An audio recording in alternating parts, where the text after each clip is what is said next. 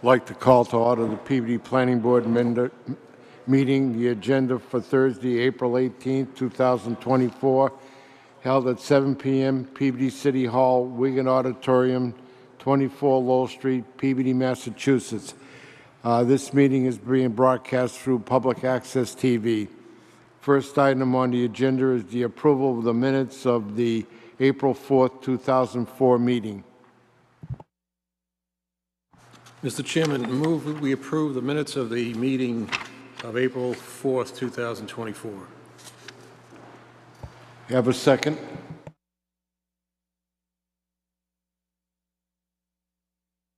Thank you.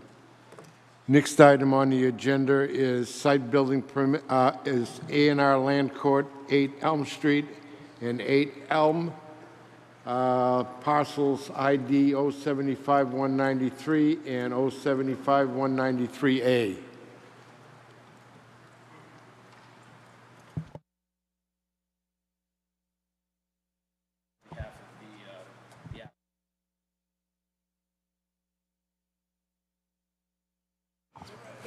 Good evening, Michael Osborne on behalf of the applicant, George Lotus, seeking an endorsement of an A&R plan for 8 Elm Street, 8 Elm Street rear AB, and 8 Elm Street rear CD, seeking to add a 4th lot to those parcels.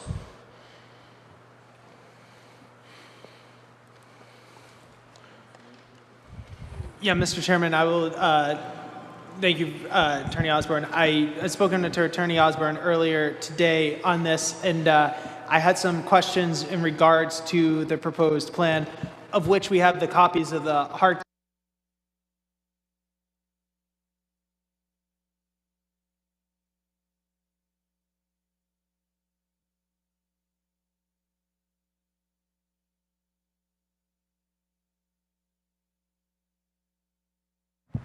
Sorry, to continue. I'd spoken with Attorney Osborne earlier today in regards to the proposed lots here in their A&R.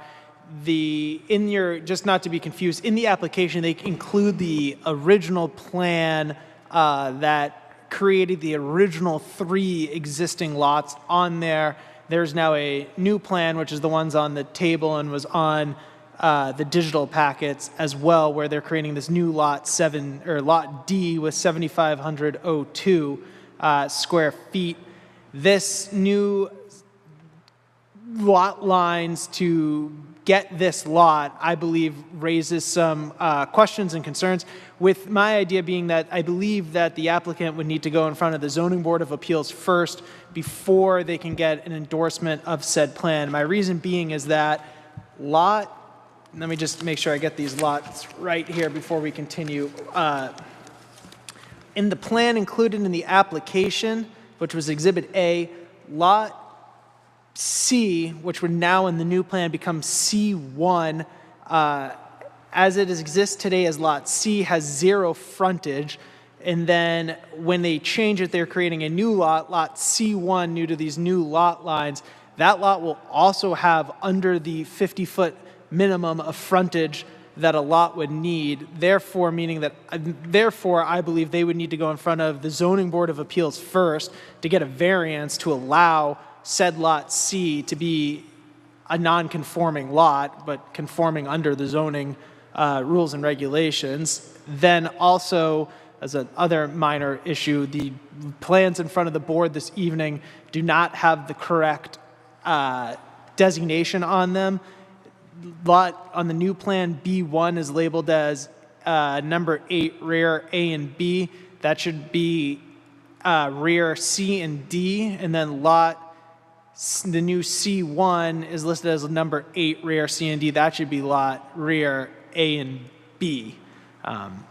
My issue concern is that they're coming for the planning board this evening to request lots that I believe are going to need the Zoning Board of Appeals approval, and I believe that they should go in front of the Zoning Board of Appeals first, get a variance that now states that this is conforming, then come in front of the planning board with said lot.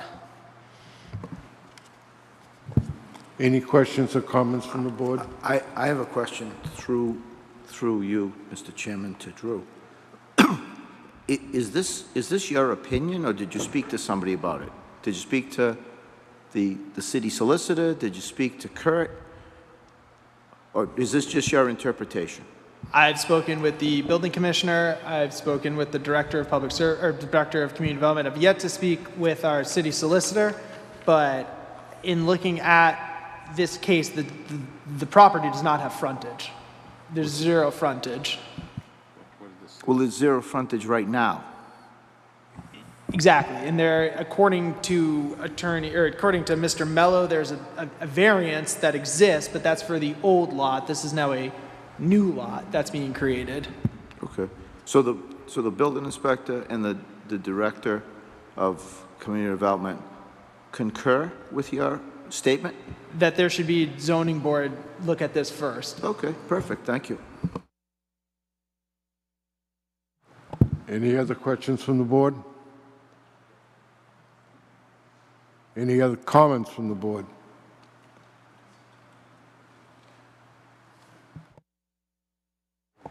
Mr. Chairman, I'm of the opinion, too, that this should visit the ZBA before it comes back to us. Once you have your variances, you'll be pretty much set. If I could just ask for Mr. Mello's, just with respect to the frontage issue, there isn't a variance in existence. We're not changing or adding to any of these lots. We're reshaping some of the lots. There is a variance that affects the two lots that allows for zero frontage for the two existing lots as they are today. We are creating frontage for one of the lots that is non-existent today. And with respect to frontage and the concern over is that there is also a right-of-way for which these two lots have access to by right that allows them access to Elm Street for the purposes of access.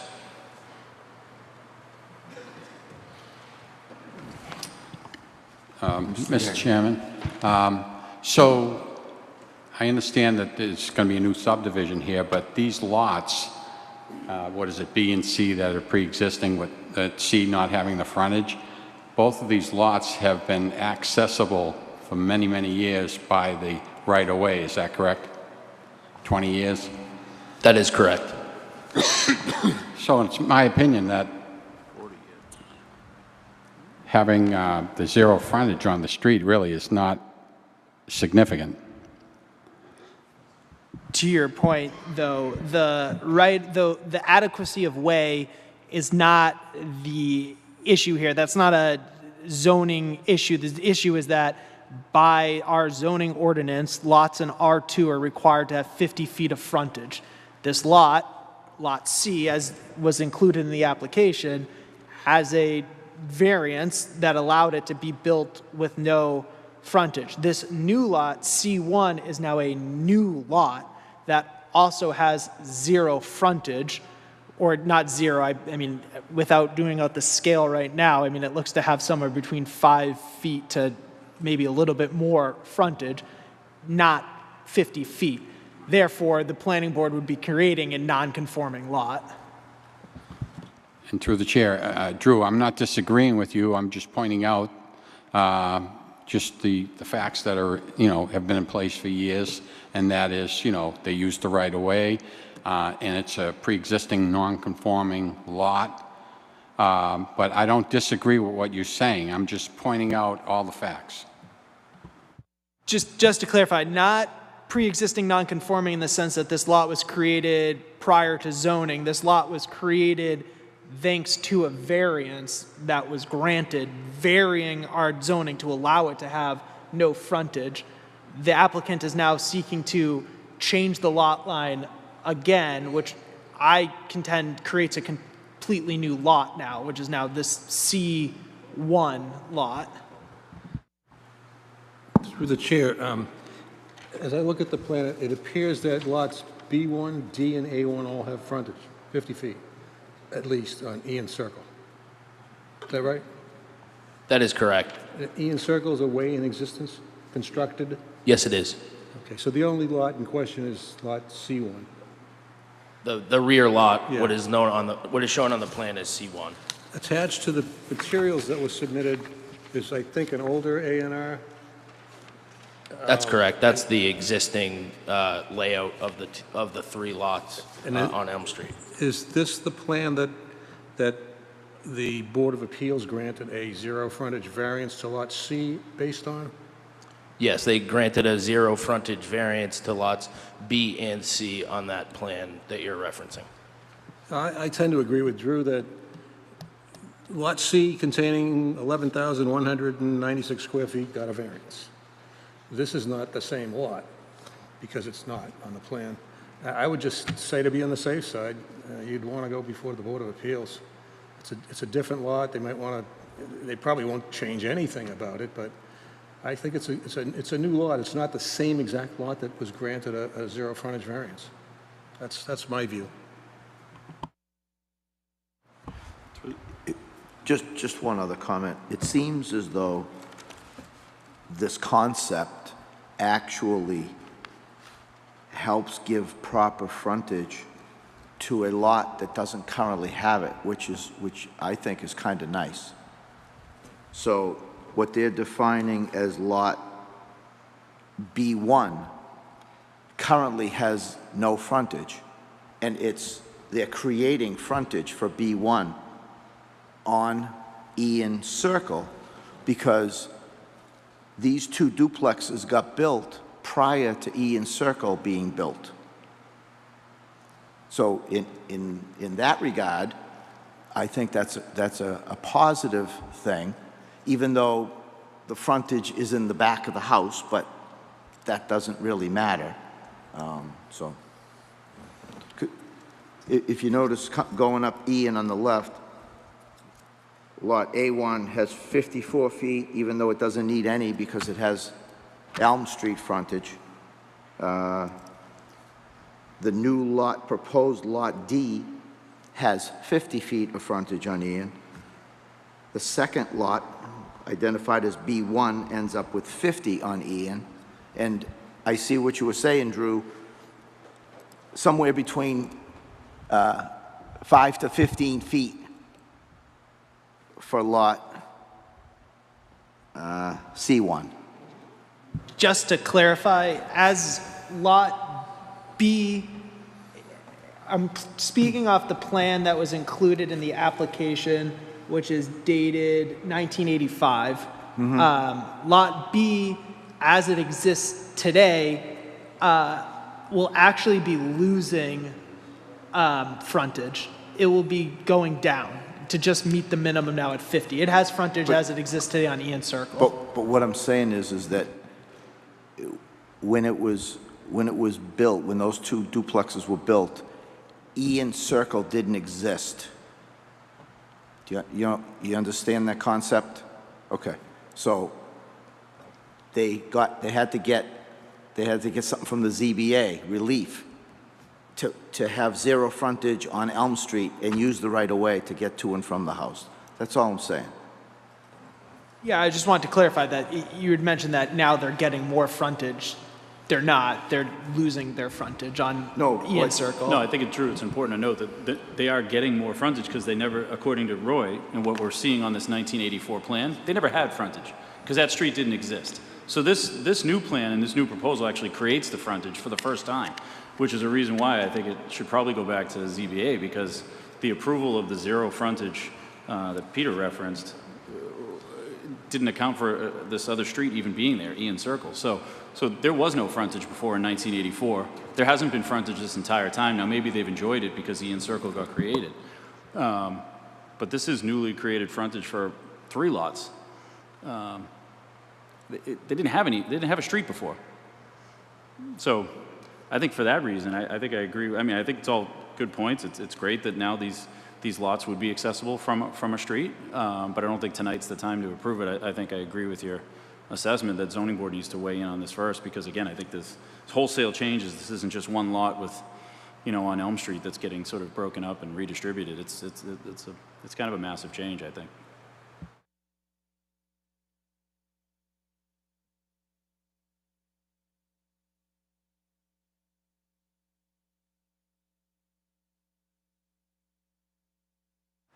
Well, I think further down the road that there could possibly be some financing issues or transferring of property issues if the proper variances aren't in place.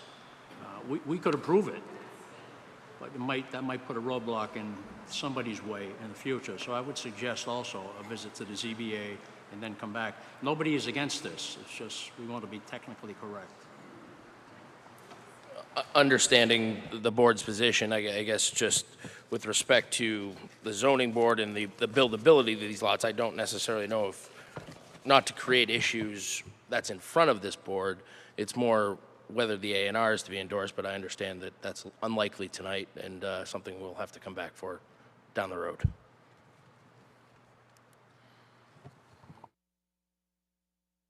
The board has, and the applicant has options here as well, that they can ask for a continuance or let the board, as they do, vote on this evening. It's up, I mean, you could withdraw, you could ask for a continuance, or you could ask the board to vote. I would request a continuance to allow us to go in front of the ZBA and obtain the necessary relief that the board is requesting. Mr. Chairman? I think that would be wise as well. My question is that a lot of times representatives come before this board and ask for a continuance, and they say, oh, just to continue it to the next meeting. Can we agree on a date that works for both of us, where instead of continuing it for 2 weeks, for 3 times in a row, that we look at the logistics of when the next Board of Appeals meeting is, how much time you need, and maybe continue it for a longer period of time so you don't have to keep coming back every 2 weeks for a continuance? That would be helpful. And just as a suggestion, that's all. I would concur with that opinion, and I guess I would defer to for some assistance with respect to when the ZBA next meets. The ZBA meets on May 20th. I don't know about meeting deadlines and dates. I'd have to believe you're all set to try to get something in between now. I knew Jack would know. It's April 24th.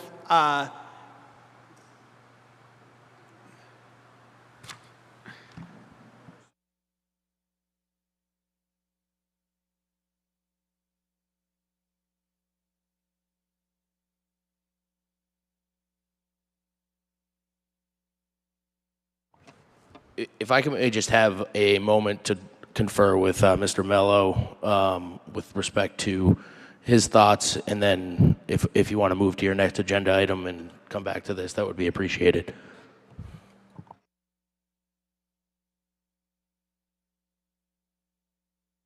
I have all night.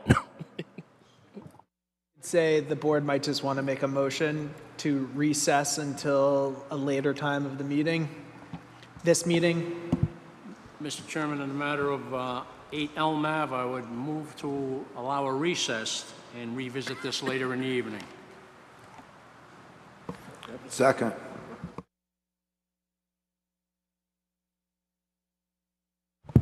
Thank you. Next item on the agenda is 8 Centennial Drive, map 091, lot 006. Mr. Chairman, just before the applicants begin this evening, in your packets you should have received the closeout memo as provided by the Department of, or Director of Engineering in regards to this overall application. I've asked the applicants to come this evening and provide a final kind of closeout presentation on where we started and where we're at right now as they are receiving their final closeout memo. I will also mention that at the last week's Conservation Commission meeting, they did receive approval from the Conservation Commission. They have a presentation that looks like they included in the pack, or in these hard copies that were just passed out to the board. I also have it that I can share on the screen as well.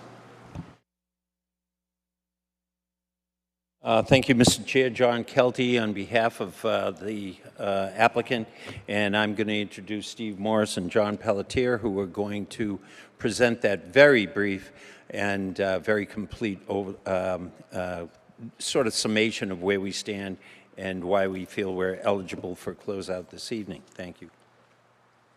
just before you guys continue, I got Parker Strong on here, and then BL Companies as well. If you need anybody as well to share, just let me know, or unmute.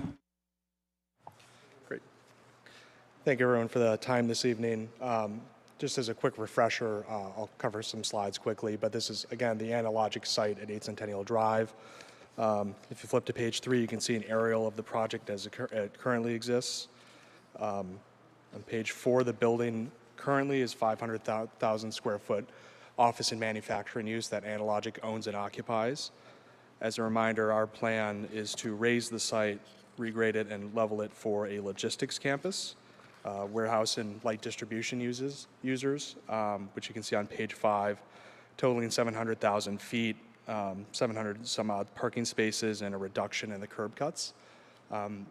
We first came before this board, I think, in October of last year, in 2023, and I've been working with the peer reviewers for the last couple months. We were last before this group in February. We have done some rounds of back and forth with the various peer reviewers on all the disciplines, and obviously, have closed down, provided revised drawings, got the closeout memo from Bob Langley in the engineering department earlier a couple weeks ago. We've reviewed that with everyone on our side and agreed all the conditions set out in that memo. As Drew mentioned, we received approval from the Conservation Commission last week, which is very exciting. And I think a lot of the comments and things that we've updated were also comments that this board made over the last couple of meetings. We've added a lot more signage to the site, making sure people don't park in the drive lanes, adding crosswalks and things just to make sure that the flow of traffic and the pedestrian experience for the site is, safe and pleasant. And, additionally added some more green space and areas around the parking and drive lanes, planting beds, things like that. Other commitments, per the memo, I think it outlines we're going to, facilitate improvements of an intersection, Summit and Centennial Drive, a little bit down the road to the east. And, I think everything else, the site plan hasn't largely changed. It's a lot more of the details, technical items, signage, one monument sign at the main entrance, snow removal plans, and things of that nature. So I think we just wanted to take the time this evening to have that brief presentation, let this, the board ask any further questions, but we think we're in a good position to ask for your vote tonight, this evening. Thank you.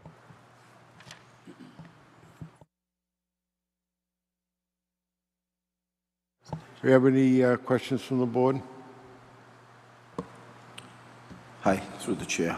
Do you have a ballpark idea when you expect to demolish all the structures and start site work? Yeah, so the plan is that after we would secure approvals, Analogic would then start a lease. We would buy the site, close on it, and they'd lease the space and stay on site for about 12 to 18 months. So realistically, we're talking about raising the site and demolishing, starting construction in late 2025. Late 2025? Yes. Okay, thank you. Any other questions from the board? Yes, Mr. Gagnon. Through the chair. So what are these warehouses going, what is it going to be at the end of the day? It's probably going to be multi-tenanted at a bunch of different users that are going to be distribution, a lot of the companies that are frankly already up in Centennial Park, like DB Schenker, Nippon Express, Wakefield Moving and Storage, just a place for people to, warehouse their uses and do light distribution. There might be a little light manufacturing, nothing too crazy, but, making widgets and things, things like that. Any other questions from the board? Yes. Approximately how long do you expect construction to take from beginning to complete and ready for tenants? Yeah, so the first plan is for over the course of about 9 to 12 months. Demolish the building, raise the site, make it level, pad ready, is what we call it. And then the buildings will phase staggered a little bit. So all in all, the construction will probably be 2.5 years or so. And then to follow up, in terms of a phased opening, do you have an expectation of which buildings would open first? What the order of construction would be? It will depend a little bit on the leasing demand for what buildings, but we do think just based on how the site lays out, buildings C and D, which you can see are the two running kind of east-west in the plan to the right, would be the first, and then probably do building A, and then lastly building B, which would work out well, obviously, doing construction towards the back of the site away from Centennial Drive last, but that's maybe subject to change. Any other questions from the board? Yes. Through the chair, do you have any expectation of, I see the recommendation for the improvements to the Centennial Drive Summit Street kind of area, traffic condition. Can you just, layman's terms, tell us what's planned, or if you know what might be planned in that intersection? There's drawings that the engineering department pulled together with Ty and Bond of those improvements to improve the traffic there. In terms of timing, I think the closeout memo says before we receive a certificate of occupancy. I think our plan would be we're going to have a big construction project mobilized down the street. It'd probably be early in our construction to, when we're raising the site and demolishing it. So probably it would be, late 25, early 2026. So you think those improvements would start? Yeah. A little bit. I had a rather lengthy discussion with Bob Langley, and it would be preferable from our standpoint to pay the check to the city of Peabody and have the work done now. We could be, as my colleagues have pointed out, we could be 18 months away from beginning if Analogic is to take advantage of their position in the agreement that says they can stay that long. So my thought was we'll provide the city with the check now, which my clients are more than willing to do. However, the feeling is city can't build it as timely, as quickly because of the bid process, the system that they have to use to price things. So that would be somewhat extended, and that these improvements aren't necessary today as they will be when that project is undertaken. So Bob's position was, and I feel it's probably supported by the entire administration, that we can build it. We will provide the funding if we can build it cheaper. So be it. If it costs us more, so be it. These are the details that we've got to build out. But we won't be beginning it until, as the gentleman here this evening have said, till probably late 2025.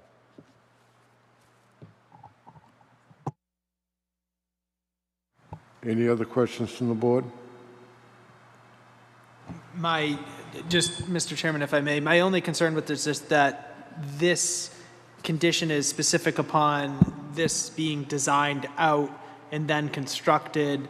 I'm nervous that if, as Attorney Kelty mentioned, while $700,000 is quite a significant sum of money, that could go very quickly in regards to what this project could really be worth once it is designed out completely and goes to bid for construction, to the point of that it being needed down the road and might not happen until construction has taken place. I believe that's null, as the point of this project is to deal with this project or to mitigate the effects of this project once it is up and running. So that being said, the effects and what this will mitigate won't be truly seen until this project is up and running anyways. I guess, Drew, I don't know, is that plan available? I guess it's a little bit conflicting, right? It says that the design needs to be furthered, but then it also references an attachment to the closeout memo that I don't see online. Do you have that? Check to see if Bob attached that or not. Yeah, he says there's an attachment, but it's in the written, not in the...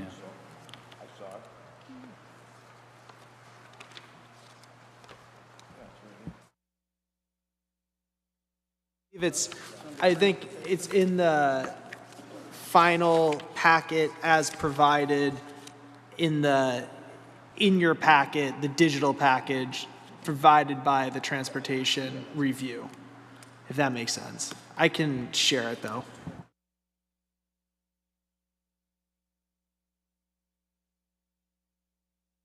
I didn't get the physical copies. I just borrowed Roy's.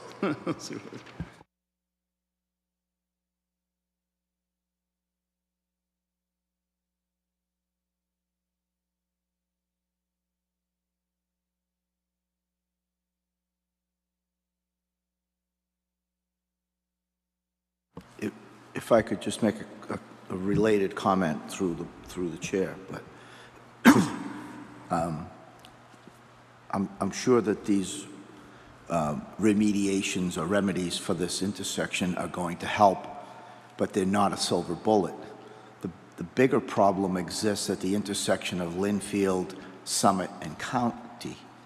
And I drive that street several times a day, and I'm sure the left turn lane proposed on Summit to turn into Centennial is the biggest benefit of this design. The problem is that the traffic coming off of 128 down Centennial, turning onto Summit, and going to the intersection of Summit, Linfield, and County is stopped for hours. And this isn't going to fix it. It's going to help. And I don't propose that this applicant go above and beyond what has been agreed to with the city. I'm just saying that if anyone thinks that this is the silver bullet that's going to fix all the problems on Summit Street, it's not. Any other questions or comments from the board? At this time, I'll accept the motion. I just, before any motion's made, these are just some things that Community Development Department would request, is that this is a pretty sizable project. It's going to take, it seems like, about a year and a half to complete. I think the planning board, the city community development department just requests that maybe a update be provided to the board at project milestones, just to update them on what's happening. Furthermore, there was items that we've talked about that have been discussed as well, that we would thank the applicant for doing, such as we really want to make sure that this project acts kind of in its own ecosystem, in that the roadways internally act as roadways and just that, and the applicants have done that with their revised plans. Furthermore, we've chatted with them that we want to see singular, concise signage in there as well, which they've also added, and they've talked about adding green spaces in the future when the tenants are decided, which the Community Development Department is also grateful for. So I think it comes down to is that there is the memo with the provided conditions in there from engineering, and then it is up to the board for their motion.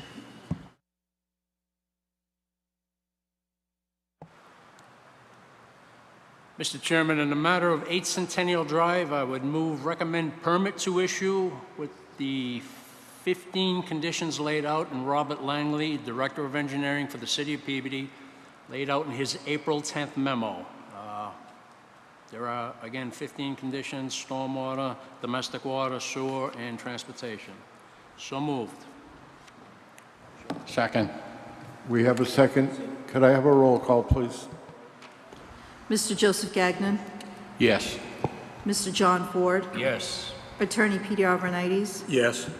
Mr. Matthew Genzali, Yes. Mr. Roy Simos, Yes. Mr. Dennis Feld, Yes. Mr. Thomas Betancourt, Mr. Sean Walsh, Yes. Mr. Tom French. Yes. Motion carried. Thank you very much.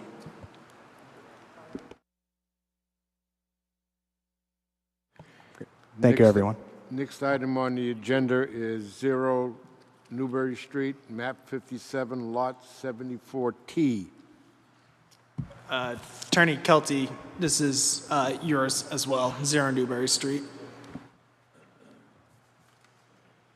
I would respectfully ask that matter be continued inasmuch as we have not completed our peer review, and as such, we would ask that the matter be continued.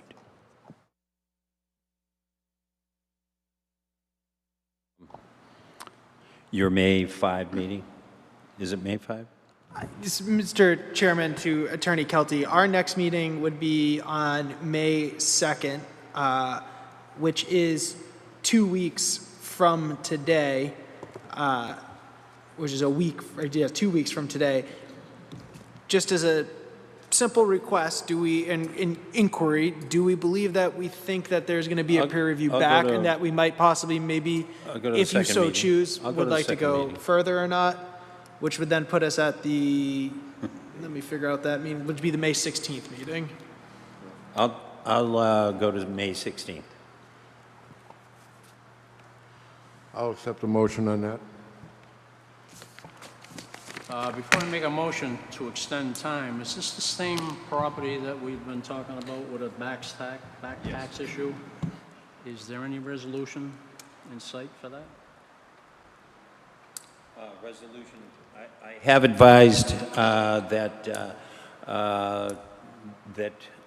permits will not issue without the payment of taxes.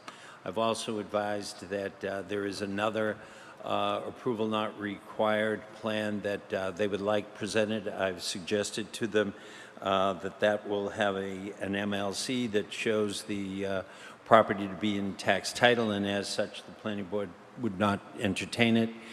So I've tried to indicate to them that they are pretty much stopped in the water unless they pay the taxes.